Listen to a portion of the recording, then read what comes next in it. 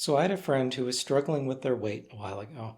And I remember a time when they were focusing diligently on their health and their weight loss, and they were, going for a run every morning, being really precise about their diet, counting every calorie, balancing macros, eating all of the whole and unrefined foods.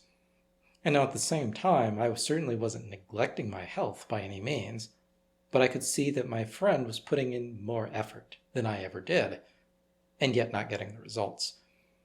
And this was when I first realized that maybe we're not all the same, and it has nothing to do with willpower or discipline.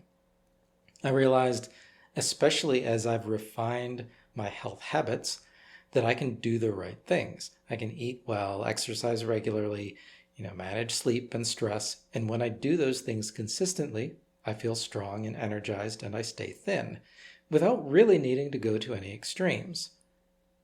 But I realized that for some, doing the right things demands a lot more of them and still might not guarantee the results. And for others, maybe in this case, their diet and their exercise regime might actually need to be quite extreme in order to get results that persist. And sustaining those habits indefinitely might be a monumental task, except under the most precisely conducive and favorable conditions. And then when any stresses or overwhelm or unexpected emergencies arise, people can face repeated setbacks. And this is where I started to see how we can't measure a person's effort or discipline solely by looking at their results. Now, that revelation in seeing my friends struggle with their weight loss, that was years ago. And now today, with GLP-1 receptor agonists like Ozempic for weight loss, I'm continuing to see in even more depth how the challenges that we each face are so subjective. That is, they're not universal, but instead they're highly dependent on our individual biology. For example, I would wonder why people seemed so obsessed with food, going for the taste and the experience and these fancy elaborate recipes and studying restaurant menus and ratings and planning events for friends and family that are centered around what dishes or desserts would be served, and going to events and festivals, and it's just like food stalls as far as the eye can see. And I would think, what's so exciting about this? And I would think if we could just treat food as the biofuel that it is, we'd all be better off. After all, I developed my own personal philosophy around food, to that very idea. Eating just enough tasty food to maintain morale. And beyond that, I was really more excited about the nutrition that comes with that comes from the food, keeping my body running effectively. And the strategies that would minimize the time and money that I'd needed to spend dealing with food. But as I started to hear about the experiences of people using these weight loss drugs like Ozempic, I questioned my prior judgment. Stories around how, yes, people would eat less while on these drugs, but also that they noticed they stopped thinking about food constantly, like it was a weight lifted off their shoulders. And this idea has since been called food noise, like the frequent presence of thoughts like, what are we going to eat when we go on this trip? And what snacks are available? And what's dinner going to look like today? I had created a judgment that essentially we could just stop thinking these thoughts. And I didn't realize the degree to which a preoccupation with food is a biochemical state influenced by our biology, not by a lack of willpower or not by, just having something more fulfilling or meaningful to pour one's attention into. And yet, despite the experiences of people who take these very effective weight loss drugs, there are still persistent ideas culturally that it's a moral virtue to overcome our biological challenges unaided through willpower or discipline alone. That message, that cultural message that you shouldn't need help, can keep us stuck in unearned shame. And it's definitely not just found in weight loss. This message is practically everywhere in our society and in our morality. For example, maybe you're resisting antidepressants, telling yourself, I should just fix my mindset, or reframe, or practice gratitude harder.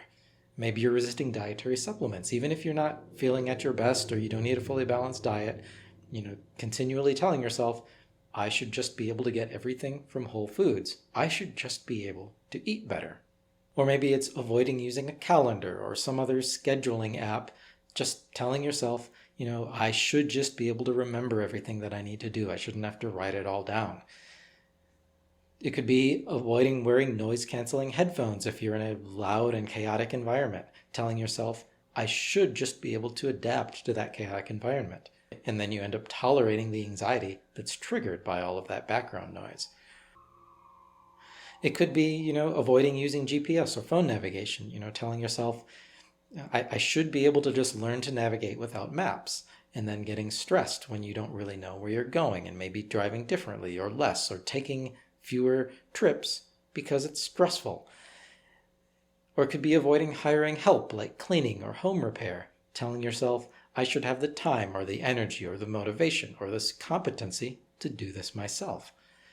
And then maybe struggling with a home do-it-yourself repair or maintenance, or maybe doing a poorer job because you're trying to make it work on your own. And of course, there are much more insidious expressions of this unearned shame as well, like avoiding therapy, telling yourself, I should be able to overcome my traumas on my own. Avoiding pain medication or other medical treatments, telling yourself, I shouldn't be so sensitive to pain. I should be tougher. Avoiding rest and forcing yourself to be burnt out, telling yourself, I should be able to handle more. Dealing with anger management, which can be challenging for some people and practically a non-issue for others, telling yourself, I should be able to just manage it. Avoiding ADHD medications, for example, telling yourself, I should be able to figure out how to focus without relying on drugs. It could be in areas around self-confidence, with the idea of putting yourself out there, which might result from social conditioning when, in childhood, where you might have heard messages like, you deserve success. But if you struggle with this, it may be a result of other messages learned during childhood, like, know your place, or don't stand out. And despite that messaging, telling yourself, I should be able to just go out there and do it, like someone else can. It can be avoiding psychedelics for enlightenment, by telling yourself, I should be able to enter and find these profound or transcendent states of consciousness through meditation alone. Notice how these should statements show up when we're already suffering the consequences of not doing something. If I'm already burned out and I'm simultaneously telling myself that I shouldn't need to rest, or I'm frequently overeating, or suffering from mental health challenges, or struggling with lack of focus, and yet still avoiding taking the steps needed to actually solve the problem because I shouldn't need the help. If I could just be more disciplined, the problem would be solved, right? But discipline is not what's missing. When we see others succeeding where we failed, we might think that we just need to mimic whatever they're doing or try even harder. After all, they've shown that it's possible. If they are working 70 hours a week or following a strict healthy diet for decades, or leading teams and hosting workshops, then I should be able to do so as well, right? But consider this. I had pretty bad myopia, around -7 diopters in both eyes. And don't worry about what the number means. Basically, it's just I practically couldn't do anything without vision correction. I couldn't drive a car. I couldn't even use a computer without eyeglasses. Now, should I have been able to do some weird eye exercises and correct my vision? Or should I have been able to just avoid sitting close to screens or monitors or do like the red light filtering and all that stuff, and over time my vision would correct itself? Well, probably not. But I got help. I had laser eye surgery for myopia. I accepted that I wouldn't be able to just should myself into a solution. Of course, that's a really silly example. Perhaps a more sensible one. I resisted caffeine for a long time. I told myself I should just be able to function, even if I'm tired. I should just work through the tiredness. But here's the thing, I wasn't really all that functional. I was just tired and brain fogged a lot of the time, and it absolutely influenced my productivity. Now, caffeine isn't a replacement for good quality sleep, but it's now something that I use to help me maintain alertness and high functionality consistently every day. And I use it in responsible doses alongside quality sleep, not in place of it. Another example is non-caloric sweeteners like stevia or aspartame as a replacement for sugar. Now, when I tell myself I shouldn't eat sweet foods, this is what I would think. And it's true, we probably shouldn't eat sweet foods, but also, I really like them, and I live in the United States where it's kind of hard to avoid them. So now I limit them when I can, and when I do eat them, I use the help of non-caloric sweeteners, rather than just telling myself I shouldn't eat sweet foods and then end up giving in periodically and eating sugary things anyways. Now, I'm not arguing that everyone should always use medication or external interventions for help. And of course, please seek guidance from medical professionals or get an individualized diagnosis or treatment plan when it comes to your specific medical challenges. Nothing in this talk is, of course, medical advice. Whether a specific tool is appropriate for you is determined on a case-by-case basis.